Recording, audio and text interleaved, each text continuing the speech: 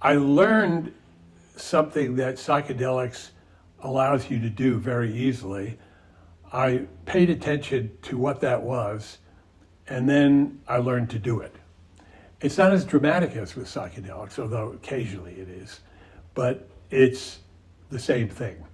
And with psychedelics, it also seems so much more dramatic because, you don't have a choice about your reality changing around you. It just changes.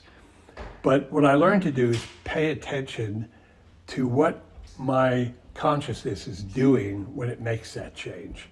And that's the how of consciousness. And that's really what interests me. Not if you could find a center in the brain, you could say, yeah, consciousness comes out of there. I'm not the least bit interested in that anymore, although at one time I was quite obsessed with that. So, projection. So people are always seeing in others what they believe they know already or they want to see. Or if they're meeting someone for the first time, people do this all the time. They actually are trying to find out if you're safe, if you fit into one of their safe categories. So very often they're unconscious they're doing it, but they're kind of looking to see if they can be relaxed with you. Are you going to be okay to be around? And when so much of your awareness is taken up trying to figure out if you're in an okay place, there's a lot you're missing.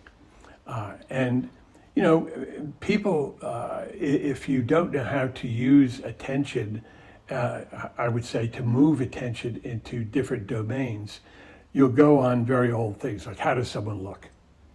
I knew this guy when I lived in Santa Barbara years and years ago. He was one of those rare characters in the US who plays rugby. And he was a really big, powerfully built guy with a face that looked like, one step off Frankenstein. And he scared the shit out of people. They would just take one look at him and be scared. When I looked at him through my altered eyes, I saw two things: a very gentle man who was also very upset about how people treated him. And I just said to him, people are afraid of you, aren't they? He said, yeah. And I said, they're just not seeing you. And so seeing someone for me, what they look like physically, fine, some people are more pleasant to look at physically than others. I'll admit that. But who they are is much bigger than that. And until you learn to use attention differently, you actually will not see who they are, because who they are can only present to a bottom-up kind of awareness. And then you have to meet that awareness with calm and open-mindedness. Because if you don't meet that awareness with calm and open-mindedness, some people, what you perceive about them is, they're frightening, because some people are very powerful but not dangerous, but the very fact of their power frightens people instantly. So I developed this whole thing into a series of workshops I used to do, trying to teach people the basics of how to do this. And I did that for a number of years. And I did enjoy it to a point, but after a while it was like beginner's class 1A over and over again. And I was a psych prof for a while, and you teach Psych 1, the first few times you can get into it because you're exploring new ways of teaching it, but after a while it gets pretty dull. And I'm not good at repetition. I should never be the bass player in a band. I should be more someone playing improvised sections, because I once played bass in a band as a substitute. I always played guitar and for some guy, and I really screwed it up because I was playing improvisational bass, which I shouldn't have been doing. You could do that to a degree, but you got to have that basic bass line down, because they're that and the drummer are creating the whole sort of basis of the music. So so I went on and I realized that I like to teach people about these things. So I moved on to individual coaching with people on this. Even though very often they would come to me just because they heard I could be helpful for solving certain kinds of problems. But I'm always coaching them to change how they use their awareness, how they deploy their attention, and what they notice. And occasionally, like that Japanese woman you put me on to, she was terrific because she was already doing a whole lot of it. She just needed some, how should I say, guidance and affirmation because she really had a whole part of that down. But some people, they just need to learn the very basics because they get trapped. And in a recent paper I wrote, I point out that people are basically paranoid. Now, what do I mean by that? In the paper, what I describe is that we evolved into, let's say as primates, and even before that, I started out with sambar deer in East India in tiger country. And, sambar deer are always, grazing like all herbivores, and they're always keeping an ear out for danger or a sniff out for danger. And so when they hear something rustle in the brush, most of them alert and take off, some sooner than others.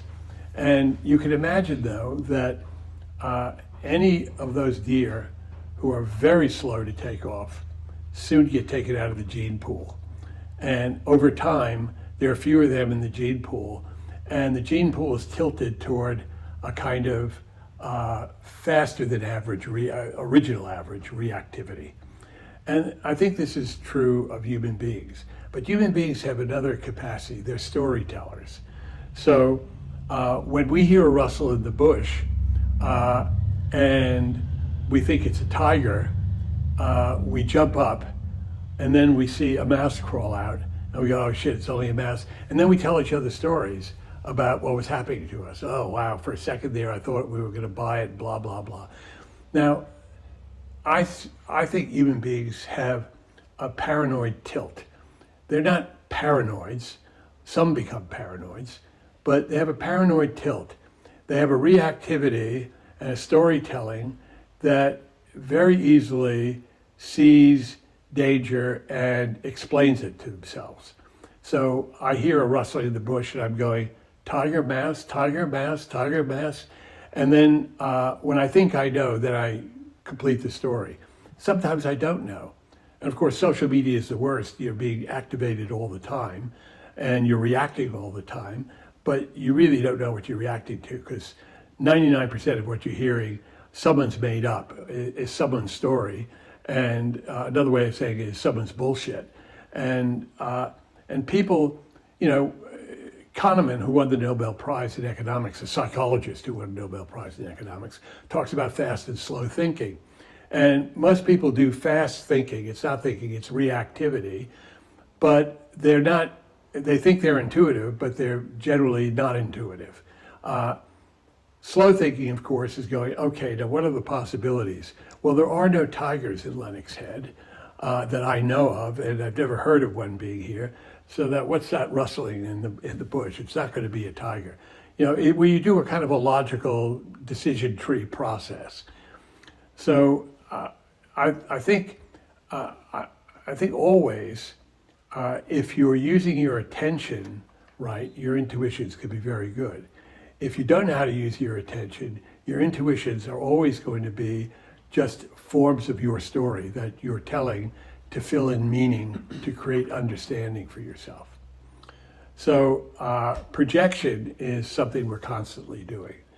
And of course, people do it with each other all the time. Depending on context, sometimes in some contexts, I could be Charles Manson. In other contexts, I could be, St. Francis. It's really the context and your belief system and your inability to do a kind of phenomenological epoche with the world around you and let it speak to you directly. And I think when Husserl was talking about that, I don't think he really, and particularly Heidegger didn't know and never knew how to really redeploy attention. I think they talked about it, but what they talked about really doesn't seem to indicate they knew what it was. Well, there is one element of that, You're going to defend Husserl or Well, Heidegger? no, I'm just going to point out there is one element of that phenomenological reduction, which is the horizontalization, which is the... Yeah. So, when you talk about looking at something in the room that you haven't looked at, I would say that's... Yeah, but that's a very trivial part of it. I'm talking about redeploying attention where a whole other, let's say, reality about a person emerges. And that reality turns out to actually coincide with aspects of that person, who they are, and events from their lives. So I've kind of written off all of that. Because Written off all of what? all of phenomenology, existential psychology, I've written it all off because what I see it as people, practitioners, so-called theoreticians, creating a series of abstractions, interlocking abstractions, that work on a kind of intellectual level, but they have nothing to do with what goes on the ground. They're into the what, not the how. They're metaphysicians. They're not actually practical or practicing phenomenologists. Well, certainly there is a lot of philosophical ideas that get presented and discussed. However, I would argue that at least some component, let's say, to represent my own field of Gestalt therapists, are at least attempting to convert that into the how, into paying attention, into taking, existential or... But you were never trained how to pay attention. Well, I mean, we've got the old phenomenological reduction as a classical... Yeah, but that's a very simplistic thing you do that, doesn't really open a bigger door. Right. Well, but you did say epoch, so there's epoch, there's horizontalization. Epoche. So epoche. There's horizontalization. There's paying direct attention to experience. So I mean, those are ingredients, but you're saying that they're sort of the starting point. You're directing your attention that you usually use to experience, and that attention is already processing in one direction only. Right, so you're saying that the epoche is kind of... It's a pause. Right, but you're saying that whilst we might be attempting to do that, the capacity to do that is not sufficient to really... Okay, no, it's not. You can get an AI system to do that, but what you can't get an AI system to do is say to it, how am I feeling right now? And without saying anything about yourself. Or, can you tell me about something about myself I don't know? And that's a real conscious being can do that. I know a lot of humans consider themselves conscious and can't do that. They're what I would call quasi-conscious. And most philosophers are on the borderline of unconscious, from my point of view, because they're dealing with abstracted entities in a rarefied world of abstractions and various types of ruled moves, and they're not actually learning how to use that in an actual direct way themselves.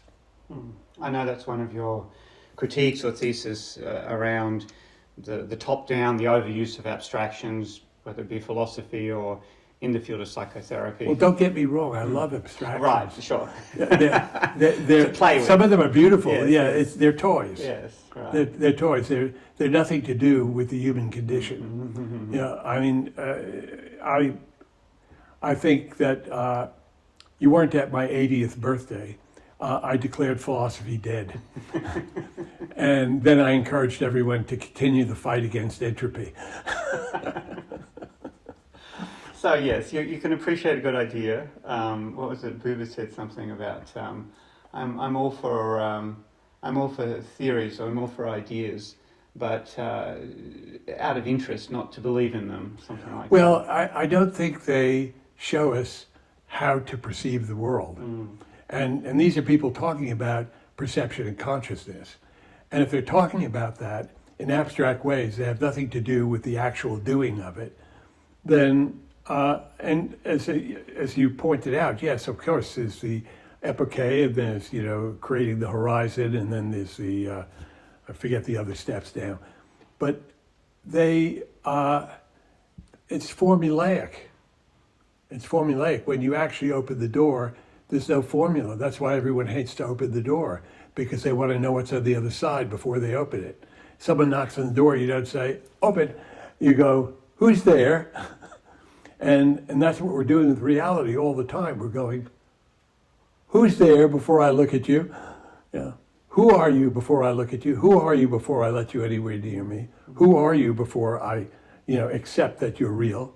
Well, that's one of the lovely things that Levinas says, is he talks about the face of the other, and that, he talks about our ego and our way of structuring the world according to our own frames, and then sometimes we can look at the face of the other, and he says it breaks through. That's why he says it's not I, thou, it's thou, I. It breaks through our sort of setting and our frameworks, and almost like intrudes into us as an other reality. Yeah, so he's having, how should I say, an unguided taste of what I'm talking about, because it breaks through for him, but he doesn't sit down with anyone and just open that door. And anyone could, but they have to learn how to do it. They have to pay attention to it. They have to, again, be able to live with ambiguity, be able to manage their fear. I think managing fear is a big part of it, because we are basically paranoid tilted. And anything that activates us in terms of activating our alarm systems, is causes a shutdown immediately. It's hard. I testify that it's hard to learn to open the door, and some of the things you meet scare you, and not run away and to be scared, but to just be there. To just be there, and to find out what's what. Is it going to kill me? Is it going to destroy me? Is it evil? I think those are all kind of made up human ideas.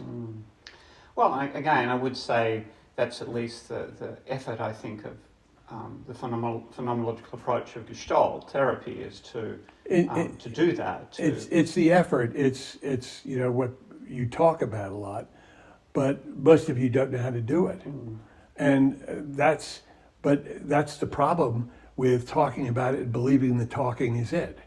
And I think the talking is great. Now get on and learn how to do it. Well, that is, I guess, the attempt at least of Gestalt training, is to direct, guide, instruct, support people in that of direction. course. I'm all for it. I think it's great. I mean, I'm even for behaviorist therapies like CBT. I mean, I think they all serve a useful purpose. But if you want to actually deepen your perception, there's a whole other set of attitudes and beliefs and practices that have to go down and have to happen.